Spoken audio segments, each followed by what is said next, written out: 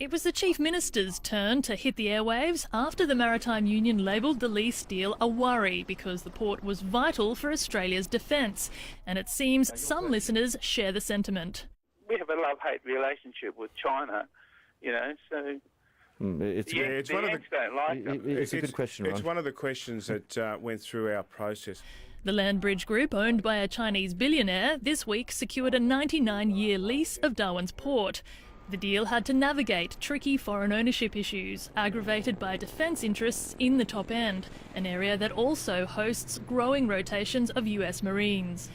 The government accepted recommendations by its parliamentary inquiry into the port that defence be consulted and a portion of the lease be kept by an Australian entity. But we've only transferred the lease of 80%. We're keeping 20% until Landbridge goes and finds another party who is Australian to take that 20%. Several defence experts don't think the deal compromises Australia's strategic interests. In fact, Darwin's commercial port isn't deemed adequate for defence, particularly for its critical giant amphibious ships.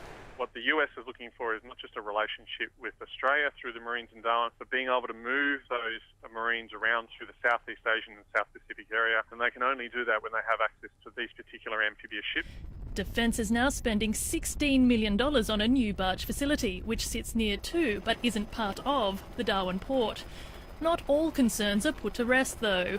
I also, want to make sure that the money that the Territory Government will get from this lease is not invested in